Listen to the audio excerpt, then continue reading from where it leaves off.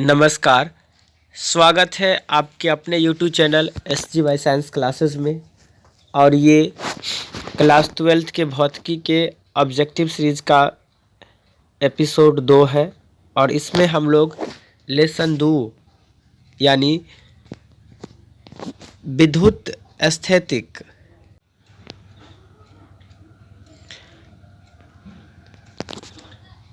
विभव एवं धारिता से संबंधित महत्वपूर्ण ऑब्जेक्टिव पर चर्चा करेंगे। तो चलिए बिना देरी किए शुरू करते हैं अपने इस पाठशाला को। तो पहला ऑब्जेक्टिव कहता है, पहला प्रश्न कहता है विद्युत तीव्रता का मात्रक होता है। तो देखिए विद्युत तीव्रता का मात्रक होता है वोल्ट प्रति मीटर। अगला प्रश्न यानी दूसरा प्रश्न है, कहता है कि पारावैद्युत सामर्थ्य का ऐसा मात्रक होता है। तो पारावैद्युत सामर्थ्य का ऐसा मात्रक होता है वोल्ट प्रति मीटर। 3 नंबर सवाल कहता है कि 1 इलेक्ट्रॉन वोल्ट का मान होता है। तो 1 इलेक्ट्रॉन वोल्ट का मान होता है 1.6 × 10 के पावर -19 जूल। 4 नंबर प्रश्न कहता है कि वान डी ग्राफ जनरेटर एक मशीन है जो उत्पन्न करता है। क्या उत्पन्न करता है? तो कहेंगे कई लाख वोल्ट का विभवांतर उत्पन्न करता है ये वान डी ग्राफ जनरेटर, यानी 4 का सही आंसर हो जाएगा सी। 5 नंबर प्रश्न कहता है कि आवेशित खोखले गोले के अंदर विद्युत तीव्रता होती है। तो आवेशित खोखले गोले के अंदर जो विद्युत तीव्रता होती है वह 0 होती है, यानी 5 का सही आंसर हो जाएगा बी। 6 नंबर प्रश्न कहता है विद्युत विभव का ऐसा मात्रक होता है। तो विद्युत विभव का ऐसा मात्रक होता है जूल प्रति कूलम्ब, यानी 6 का सही आंसर हो जाएगा ए। 7 नंबर प्रश्न कहता है धारिता का बीमा होता है। तो धारिता का बीमा होता है m इनवर्स l के पावर -2 t⁴ एंड I², यानी 7 का सही आंसर हो जाएगा बी। 8 नंबर प्रश्न कहता है किसी संधारित्र की धारिता 6 माइक्रोवोल्ट है तथा विभव 100 वोल्ट है। तो संधारित्र द्वारा अर्जित ऊर्जा क्या होगा? तो इसका सही आंसर हो जाएगा सी। वैसे हम इसके लिए एक अलग से क्लास रखेंगे, यहाँ पर जो भी न्यूमेरिकल आएगा उसका सीधा हम आंसर बताएंगे, लेकिन इसके लिए हम अलग से क्लास रखेंगे जिसमें जितने न्यूमेरिकल है सबका डिस्कशन करेंगे। तो अभी तो ये इसका हम सही डायरेक्ट आंसर बता देते हैं। इसका सही आंसर हो जाएगा सी। 9 नंबर प्रश्न कहता है कि गोलीय चालक के रूप में पृथ्वी की धारिता है। गोलीय चालक के रूप में पृथ्वी की धारिता है। तो याद रखेंगे ये कितना होता है 711 माइक्रोफेराडे। कितना होता है 711 माइक्रोफेराडे, यानी ऐसे भी याद रख सकते हैं कि पृथ्वी की धारिता कितना होती है 711 माइक्रोफेराडे। 10 नंबर प्रश्न कहता है कि 3 संधारित्र जिसमें प्रत्येक की धारिता सी है श्रेणी क्रम में जोड़े हैं कि तुल्य धारिता ज्ञात करें। तो इसका हो जाएगा C/3। 11 नंबर प्रश्न कहता है एक विलगित गोलीय चालक की धारिता निम्न के समानुपाती होती है। तो इसका सही आंसर हो जाएगा बी, यानी R की समानुपाती होती है। 12 नंबर प्रश्न कहता है कि इनमें से कौन चालक की धारिता का ऐसा मात्रक है। इनमें से कौन चालक की धारिता का ऐसा मात्रक है? तो इसका सही आंसर हो जाएगा कूलम्ब प्रति वोल्ट। 13 नंबर प्रश्न कहता है कि पृथ्वी का विद्युत विभव होता है। तो पृथ्वी का विद्युत विभव कितना होता है 0 होता है। 14 नंबर प्रश्न जो मोस्ट VVI है, VVI प्रश्न याद रख लेंगे। कहता है कि विद्युत विभव एक सदिश राशि है, अदिश राशि है, टेंसर है, नन ऑफ दीज है। तो क्या है ये? तो कहेंगे विद्युत विभव जो है यह एक अदिश राशि है। अगला प्रश्न कहता है कि विद्युत क्षेत्र वेक्टर E तथा विद्युत विभव V के बीच संबंध है। तो देखिए दोनों के बीच जो संबंध होता है वह होता है E बराबर -dV/dr। 16 नंबर प्रश्न कहता है कि दिए गए चित्र पर प्लेट X पर आवेश होगा। दिए गए चित्र पर प्लेट X पर आवेश होगा। तो इसका सही आंसर हो जाएगा बी, यानी कहेंगे -20 माइक्रोकूलम्ब। 17 नंबर प्रश्न का आता है कि किसी संधारित्र की धारिता का किसी संधारित्र की धारिता की प्रवृत्ति निर्भर करती है। ऑप्शन ए में आकार पर, ऑप्शन बी में प्लेट की मोटाई पर, ऑप्शन सी में क्षेत्रफल पर और ऑप्शन डी में इनमें से सभी पर। तो याद रखेंगे किस पर निर्भर करती है, क्षेत्रफल पर, यानी 17 का सही आंसर हो जाएगा सी। 18 नंबर प्रश्न कहता है कि पृथ्वी का विद्युत विभव शून्य माना जाता है क्योंकि पृथ्वी एक अच्छा, ऑप्शन ए में अर्धचालक है, ऑप्शन बी में चालक है, ऑप्शन सी में कुचालक है और ऑप्शन डी में इनमें से कोई नहीं। तो याद रखेंगे पृथ्वी एक अच्छा चालक है, यानी 18 का सही आंसर हो जाएगा बी। 19 नंबर प्रश्न कहता है कि फैराडे किस भौतिक राशि का ऐसा मात्रक है। फैराडे किस भौतिक राशि का ऐसा मात्रक है। तो याद रखेंगे फैराडे विद्युत धारिता का ऐसा मात्रक है। 20 नंबर प्रश्न कहता है यदि n बूंदे प्रत्येक का विभव भी है, यदि n बूंदे प्रत्येक का विभव भी है, मिलाकर एक बड़ा बूंद बनाते हैं तो बड़े बूंद क्या विभव होगा।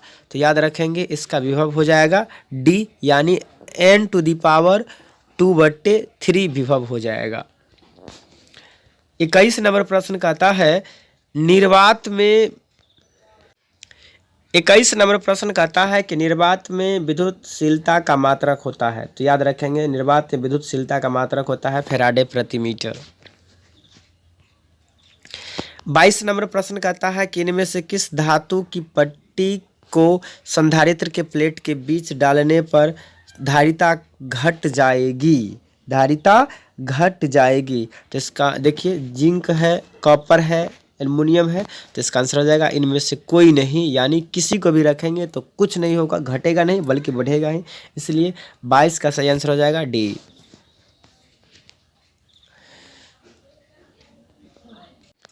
23 नंबर सवाल कहता है कि दिए गए चित्र में 3 माइक्रो फैराडे संधारित्र पर आवेश होगा। तो इसका सही आंसर क्या हो जाएगा, इसका आंसर हो जाएगा डी, यानी 6 माइक्रोकूलम्ब होगा। कितना होगा, 6 माइक्रोकूलम्ब। ये न्यूमेरिकल है, इसके बारे में भी हम डिस्कस करेंगे। 24 नंबर क्वेश्चन कहता है कि यदि एक शीशे की छड़ को हवा संधारित्र के 2 पहियों के बीच घुमाया जाए तो इनकी धारिता ऑप्शन ए में बढ़ेगी, ऑप्शन बी में घटेगी, ऑप्शन सी में स्थिर रहेगी और ऑप्शन डी में शून्य रहेगी। तो इसका सही आंसर हो जाएगा ए, यानी बढ़ेगी। 25 नंबर प्रश्न कहता है कि 2 संधारित्रों की धारिता C1 तथा C2 है तथा इन्हें समांतर क्रम में जोड़ा जाता है। इस संयोजन के समतुल्य धारिता क्या होगा। तो इसका सही आंसर हो जाएगा C1 जोड़ C2। क्या होगा, C1 जोड़ C2। याद होगा आपको, समांतर क्रम में डायरेक्ट हो जाता है, जुट जाता है। 26 नंबर प्रश्न कहता है कि पृथ्वी निम्न में से कौन आवेश रखता है। तो इसका सही आंसर हो जाएगा शून्य आवेश। पृथ्वी के पास कोई आवेश नहीं होता है। 27 नंबर प्रश्न कहता है कि वोल्ट समान होता है। तो देखिए वोल्ट जो होता है वह जूल प्रति कूलम्ब के समान होता है। 28 नंबर प्रश्न कहता है कि एक गोलीय चालक की धारिता 1 माइक्रोफैराडे है, गोलीय चालक की त्रिज्या होगी। तो इसका सही आंसर क्या होगा, 1 मिनट थोड़ा हम इसको ठीक ठाक कर लेते हैं। हाँ चलिए, अब गोलीय चालक की त्रिज्या होगी तो इसका सही आंसर हो जाएगा क्या, सी, यानी गोलीय चालक का त्रिज्या क्या हो जाएगा 0.9 किलोमीटर। 29 नंबर प्रश्न कहता है कि निम्नलिखित में से कौन विद्युत धारा संधारित्र द्वारा रोका जाता है।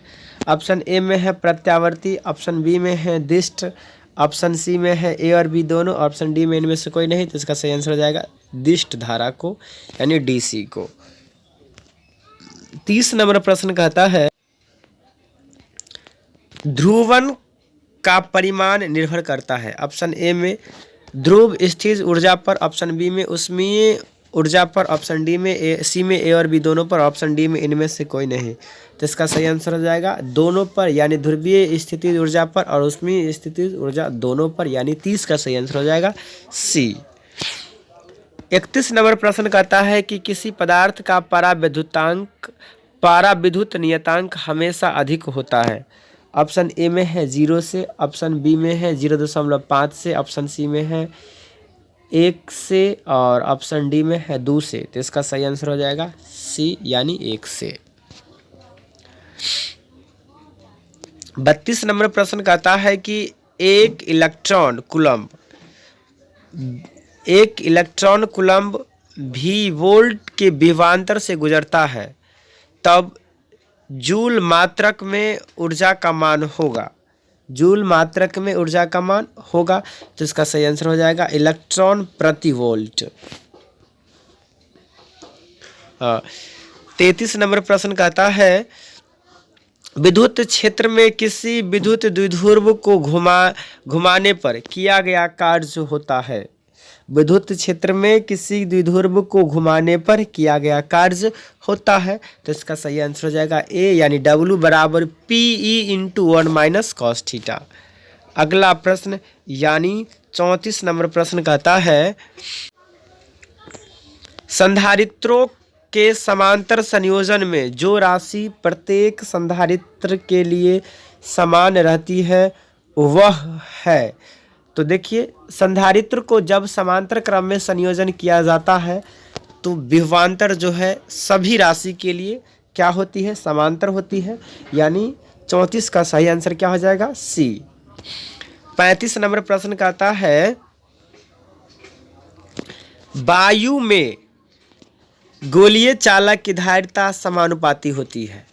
वायु में गोलीय चालक की धारिता समानुपाती होती है, तो याद रखेंगे गोले की त्रिज्या के समानुपाती होती है। तो दोस्तों ये वीडियो बहुत लंबा हो गया है, लगभग 10 से 12 मिनट का हो गया है, और मेरा मोटिव है कि हम आपको छोटे छोटे वीडियो से हर बात को सिखला सकें। तो चलिए आज के लिए हम इस वीडियो को यहीं रोकते हैं, यहीं पर संपन्न करते हैं। तो आप इस वीडियो को अच्छे से देखेंगे।